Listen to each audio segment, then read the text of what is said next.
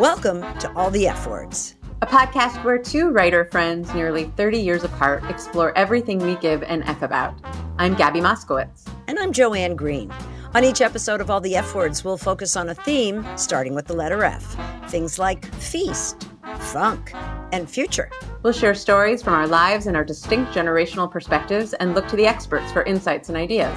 Today we're going to talk about fitness, physical fitness, that is. We'll talk about the evolution of how human beings move and the way we think about, talk about, and participate in fitness today. It's a topic we both have a few things to say about. We sure do, starting with the fact that before we even started recording this, sharing our conversations, we went on walks together in our neighborhood for our physical fitness. So you might even say that fitness is a part of why this podcast even exists. And I will question you right there and say, was it for our physical fitness or our mental fitness? Well, one could say both, and we're actually going to get into how those things are connected. But you and I are both people who like to move. I like to move. There's no question about that. So before we get into that, I want to go over the via Wikipedia definition of physical fitness. Physical fitness, as it's understood, is a state of health and well-being, more specifically, the ability to perform aspects of sports. I don't know about that for me, but occupations and daily activities.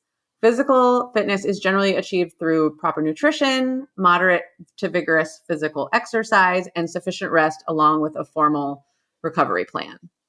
So does that sound... That sounds so darn specific. I think that probably 1% of the population even comes close, especially the formal recovery plan part. Yeah. Like sitting on the couch eating popcorn, is that formal recovery from physical fitness? I think that is so. Definitely my approach to recovery, for sure. Absolutely. You know, I got to tell you, when I was young, and this is one of those we're 30 years apart things, we had gym class, and then at some point it changed to physical education. And I think, as I recall, and I did not do research for this episode, you did, Gabby, something happened when President Kennedy was in office in that brief period of time before he was assassinated, where he had the President's Council on Physical Fitness. Mm-hmm. And suddenly it became really important, and it was mandated that students in schools would have this a certain number of times per week, and that, you know, there was really a science behind it. And it wasn't just a matter of getting your yayas out on the field at recess, but there were really things that that benefit students and enable them to learn better if they were physically fit. So I didn't compile research specifically on that thing, but if you're interested in learning the whole background of the what eventually became, I think, when Bush Jr. was in president, the president's physical fit, or no, maybe it was Bush Sr., the president's physical fitness test. You remember that in the 90s? Oh, where they tested the president? No, where it was the president's physical fitness test that all 6th through 8th graders had to. I think I was in 6th grade when this was happening, and it continued through the Clinton years. And I think they stopped when Obama was president. But there's an episode on a fabulous podcast called "You're Wrong About," which we'll link in the show notes. It examines popular cultural phenomenons, and they get into the background of this, and they definitely talk about the history in the 60s with Kennedy. So I just looked it up and to see if it even exists, and it's not the President's Council on Physical Fitness anymore. Now it's the President's Council on Sports, Fitness, and Nutrition. Okay. It has changed. And so when you were a kid, did gym class, not only the name change, but did the content of what you were learning change? Yes, but I have to say, if one could fail gym, I would have failed gym. I did not like it. I didn't like anything about it. I hated the uniforms. Let's just start with that. What were the uniforms like? Oh my God, they were so ugly. They were like a pale yellow, the kind of color that makes people with skin like mine completely disappear. And it was like a little tunic thing tied around the waist and a little skirt. And then there were bloomers. Can't make this up. With elasticized, like around your thighs and then elasticized around your waist. Wow. Horrific.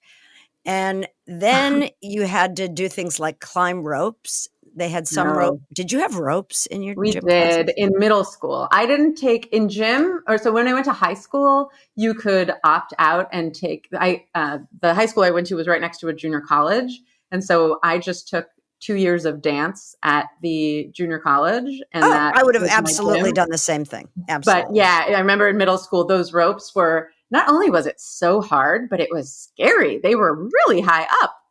Horrible. And they had some that had knots, which was semi-doable, but then they made us do the ones without the knots. And you had to climb the rope. Now, first of all, this was rope. It would burn the insides of your thighs. Anyway, I hated all of it. I was terrible at all of it. I was always scared I was going to fall. Terrible. This is and then they made you shower. Oh.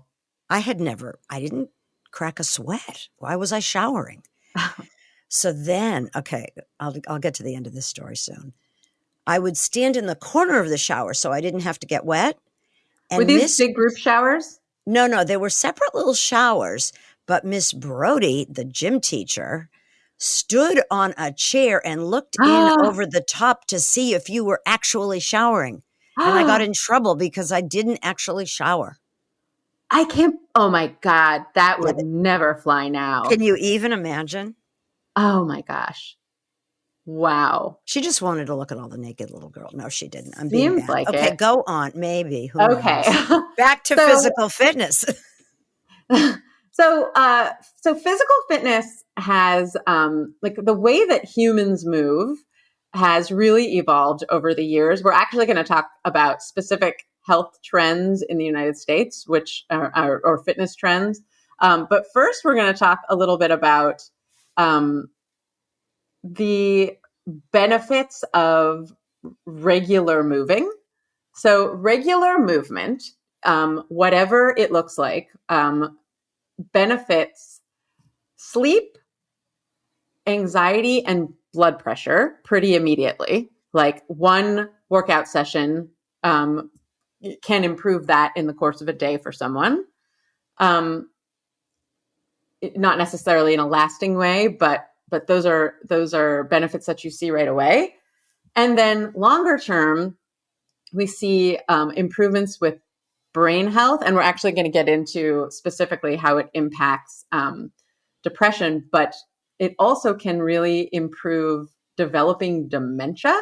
So as one gets older, physical activity can have a really positive impact on that. So that's really good to know.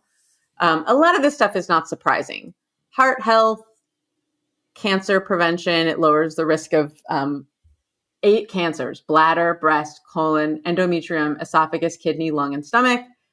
Can help you be at a healthy weight. And we'll get into how that's sort of a questionable thing, as we talked about in our fat phobia episode. Sometimes the idea of weight is a little bit overestimated. The idea of weight's impact on health can be understood in a way that isn't exactly commensurate with reality, but we'll get into that. Bone health, balance, and coordination, these are all long-term benefits of physical fitness. So in general, it is a very good thing to do. Here's the thing. We were meant to move. We were not meant to be sitting at desks. We were not meant to be getting from point A to point B in a car. Right. We were meant to be walking a lot. And we were meant to be lifting things. And we were meant to be having to sort of negotiate our way through the world in order to eat. Absolutely. Yeah, it had a lot to do with our survival in the early days of humankind. Absolutely. Right. And only recently in the last couple of centuries have we become, really in the last century, have we become so much more sedentary. And so that has led to fitness trends that really didn't exist prior to this. So I actually, since I'm glad that you kicked us off by talking about your gym experiences as a student growing up, because I want to hear if you had any experience with any of these. So the first one before your time was stretching in the 1940s. I mean, everyone still stretches, but it got really popular in the 1940s, particularly for women. It was characterized as exercise was called stretching. So I wasn't born yet, Gabby, you in the were not born yet. 1940s. I know. I wasn't even a concept yet in the No, 1940s. you were not even what is it? A twinkle in your father's Nope. eye? You were not that. Nope. No. But then in the 1950s, you were still a young child, but I'm curious if you have any memories of this, especially having older siblings. So hula hooping was a major fitness trend. Of course. So did it. What do you remember about that? Well, you had to swivel your hips, and the idea was to keep the hula hoop going for as long as possible around your waist so that it didn't drop down to the floor. But even before that, I mean, we're leaving out things like jump rope. Yeah, jumping jacks got really big in the Army. Jumping jacks, right. Jumping jacks. Yes. I did that. Yeah. I think somewhere in there squatting happened too. Squatting, let's see. I don't have squatting specifically, but that probably so what happened in the 1940s was exercising in place. So jumping jacks, stretching, push-ups, those sorts of things became popular. They were popular in the military as a way to keep soldiers in shape. And then as the concept of reducing, or that's what losing weight was called a long time ago, became popular. Those exercises were sort of adjusted for women as well. So they became popular in the 1940s. Okay, now here's one that in the 1960s, you were a child and a young teenager, and there was this thing called a vibrating belt. Yes. Okay.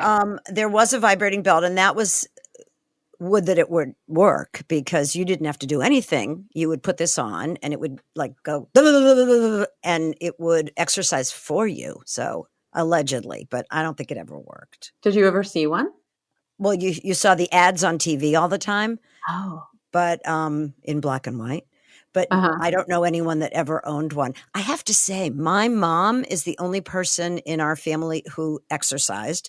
And she exercised on the living room floor every night. Her entire exercise program lasted maybe 5 minutes, but she did sit-ups. Sit-ups were a very big thing. And I remember sitting on her feet or holding her feet down so she could do the sit-ups. And that was supposed to be to flatten your stomach. Right. There's some disagreement in the fitness community about whether sit-ups work and whether crunches, not crunchies, that's not what they're called. Whether crunchies you eat and they make your stomach bigger. Right? Yeah. Crunchies don't help with your pursuit of a flat stomach. So, okay, there's this vibrating belt and the vibrations were supposed to mimic a massage and supposedly it melted away fat. Obviously, it didn't work. Okay, 1970s brings us jazzercise. Oh, I was in. Totally.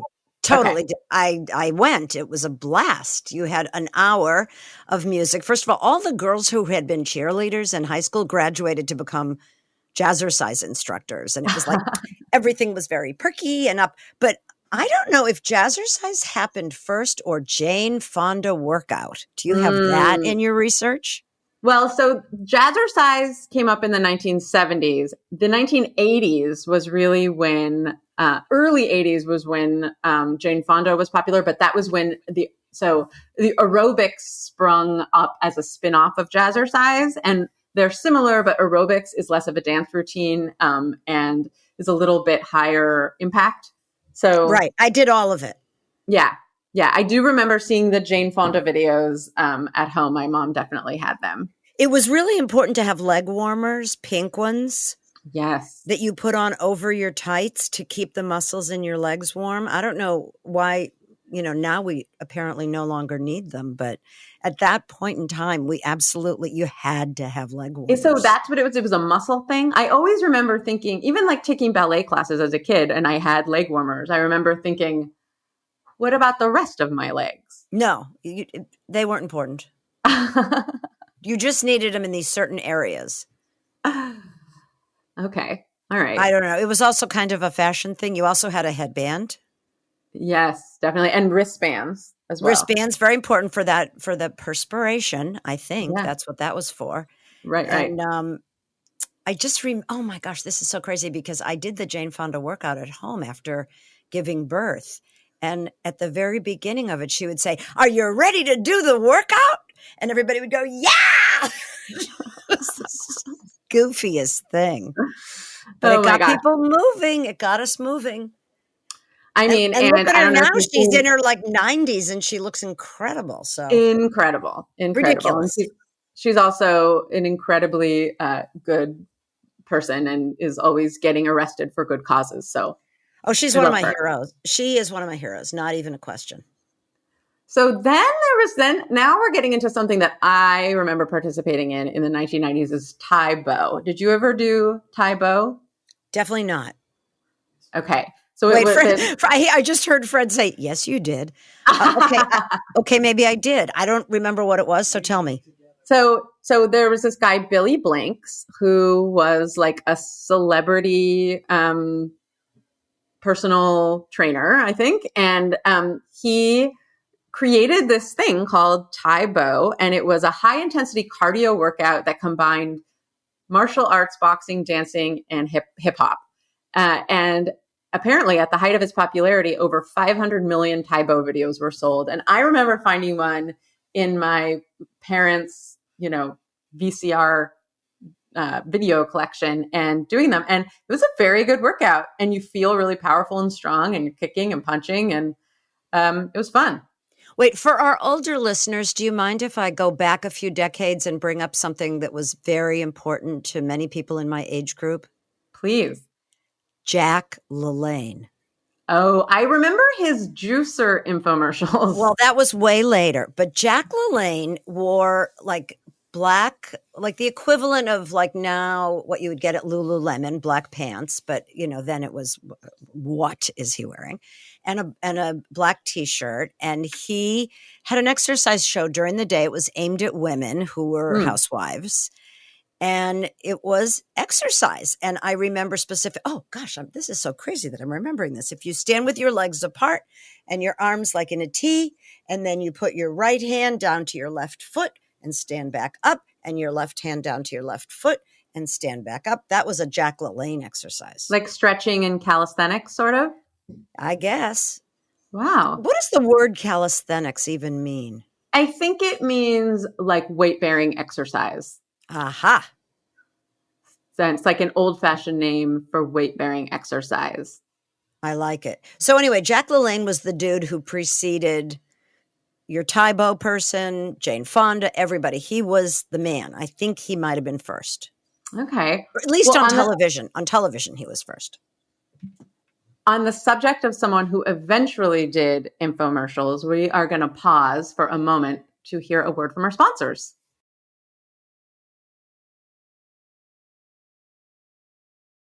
Okay, perhaps little known fact, Jack LaLanne was from Oakland. Really?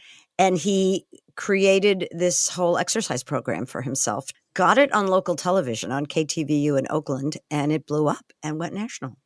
So that's how he got popular? Yep. Interesting. Learn something new every day.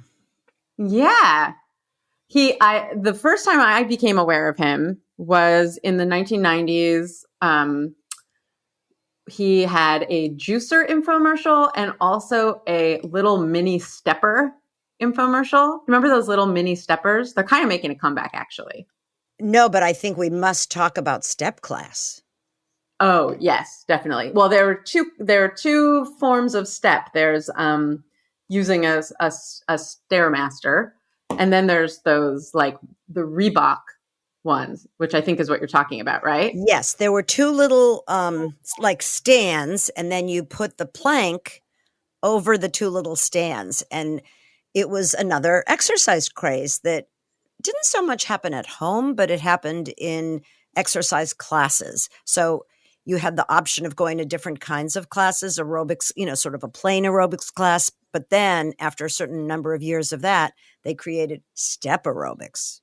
Mm-hmm, So you'd mm-hmm. step up, step down, step up, step down, step up, do a little dance, go back down.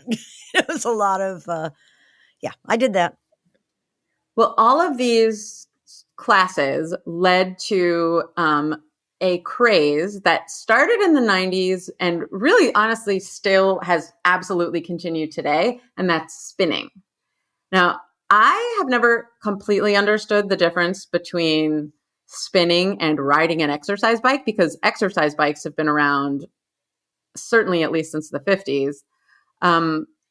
They're the sort of the same concept as like a rower. It's an indoor version of someone who trains with an outdoor version of a sport.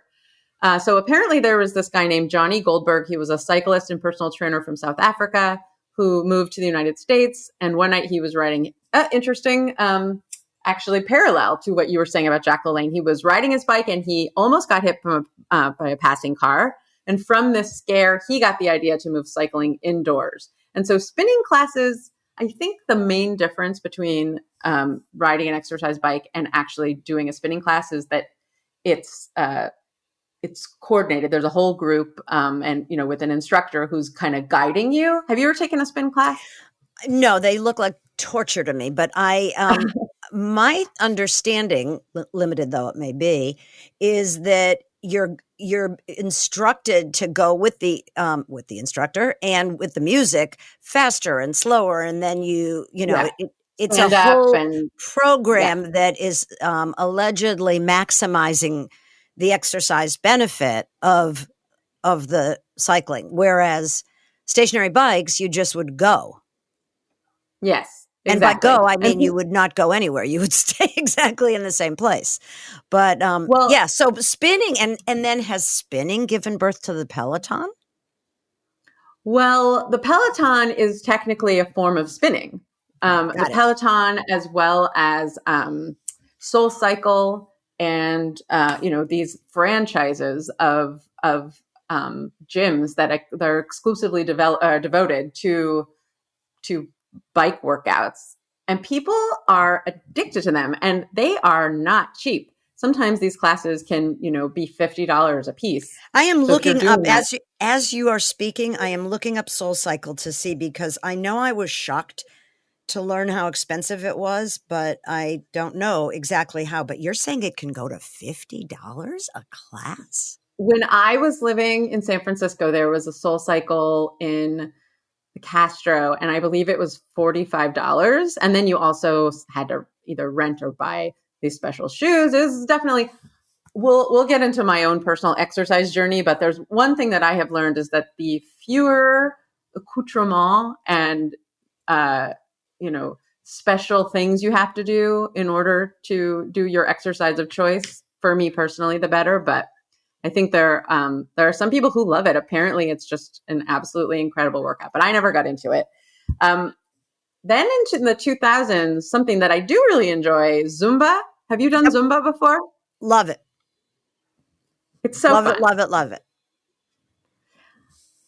I got into it. I haven't ever taken a class, but I did a lot of Zumba videos. There was that time when it was pandemic plus fire season, right? And like nobody could leave their house in any way, right? And I was doing a lot of Zumba videos then. How about Richard Simmons? We can't leave him out. Oh yes, Richard Simmons, of course.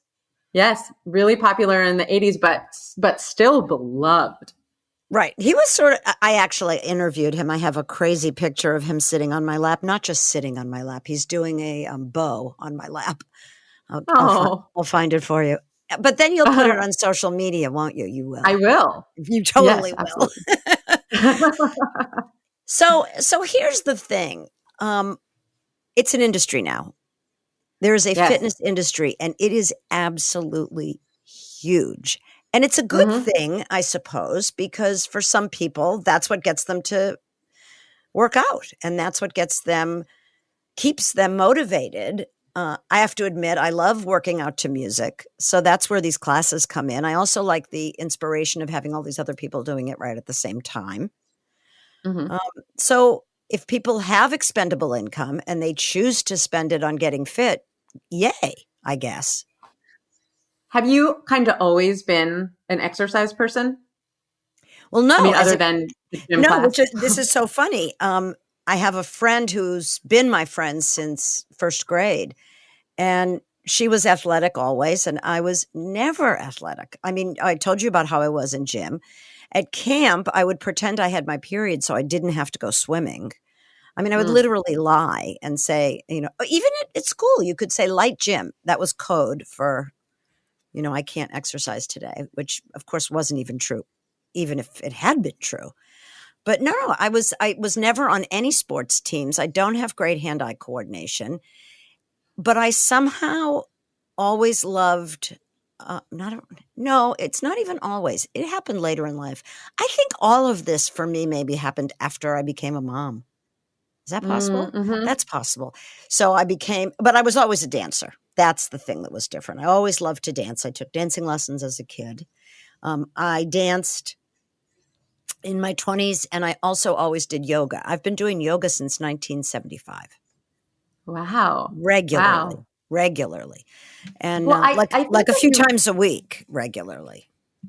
you So that's really fitness, right? pinpoint. I mean, yeah, absolutely. I mean, I really, despite what Wikipedia says, I really think personally for me, fitness is really just about finding movement that feels good. And I think what you were saying really zeroes in on a problem with the way that physical fitness is taught, and the way, especially the way that we think and talk about fitness with kids, is it's sort of contingent upon, never mind the fact that it's often contingent upon your body looking a certain way. It's like really connected to how good you are at something. Right. And I was not good at any sports. And so I hated them, and I felt like a failure, and I felt like I wasn't good at anything. And I even took dance classes and gymnastic lessons and stuff, and I wasn't good at those either. And I thought for a really long time that I just didn't like being active. And I also got more into it when I had kids, but it wasn't until I did I really wanted to start running. My husband is an avid runner, and I wanted to do it because I always liked the way it felt, especially after a run. And I found I found this app called Couch to 5K. This was maybe 7 years ago. Have you ever heard of that or done that before? No, but it's very clever. I love the name. And no, I don't run. First of all, to see me run is a joke, but no, I don't have the knees for it, I don't think. And actually, at my age, I have really healthy knees, and I'm convinced it's because I don't run. Well, there you go. You definitely want to maintain those. But because it was this, what I liked about it was just a very slow, incremental, non-judgmental way of teaching running. And the idea is, you run for 2 minutes, you walk for 1. You run for 2 minutes, you walk for 1, and then you gradually increase and increase. And now I can run 3 miles, no problem. And I'm only really into my 30s started to enjoy movement for movement's sake.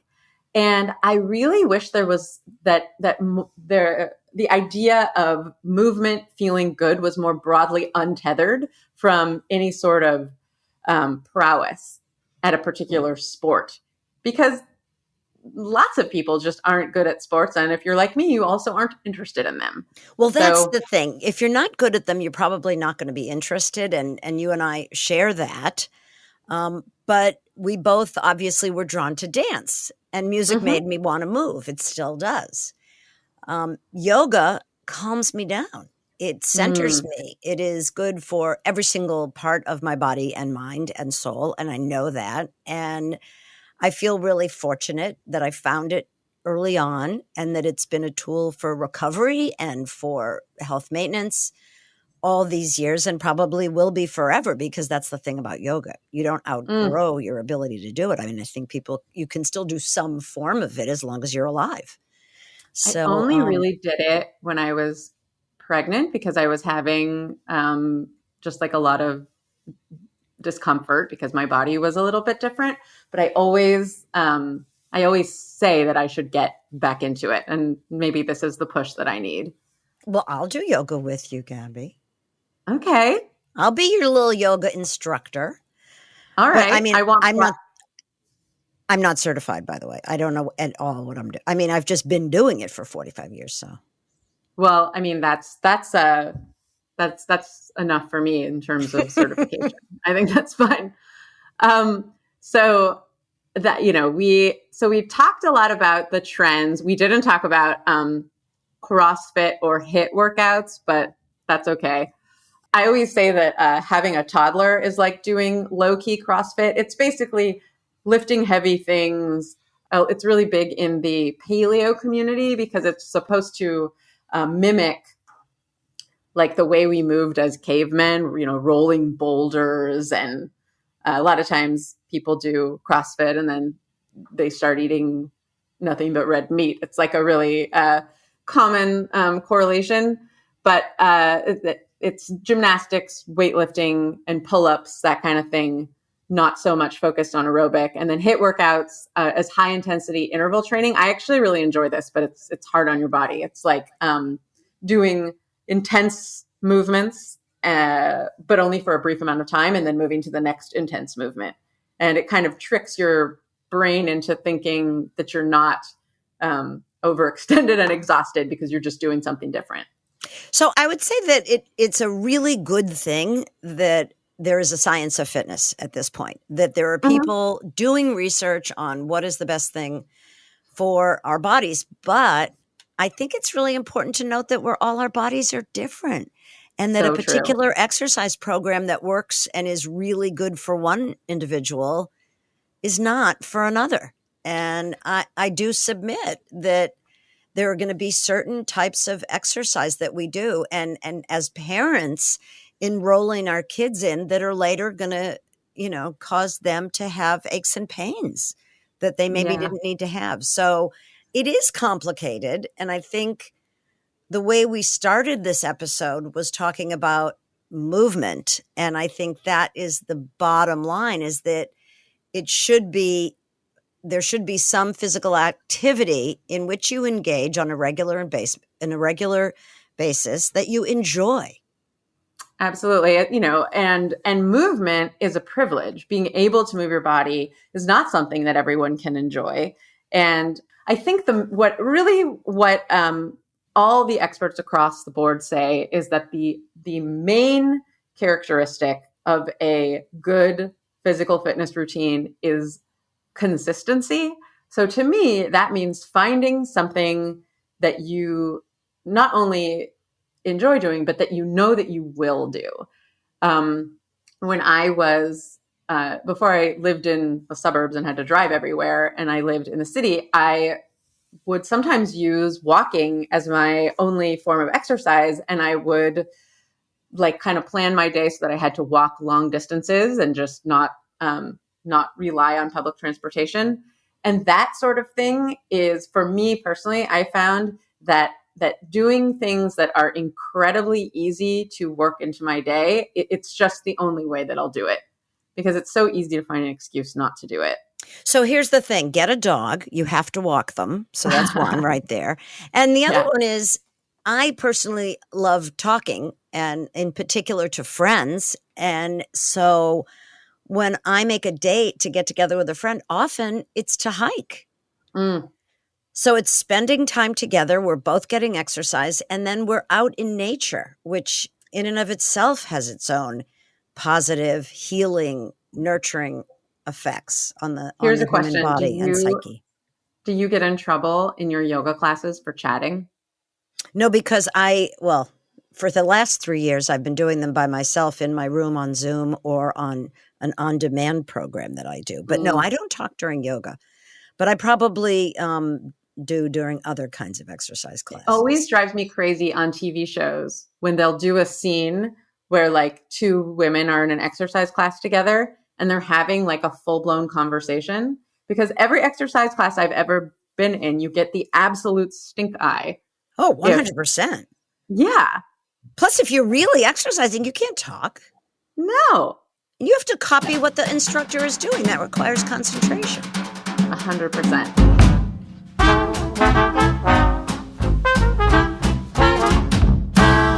Good for your body, good for your mind, good for your soul, good for your emotional state. And if you don't have a friend to work out with you, we'll be your friends. Put on your headphones and listen to us. And you can also email us, as you know, at allthefwordspod@gmail.com. And find us on social media. We are on Instagram, Twitter, Facebook, and YouTube at allthefwordspod.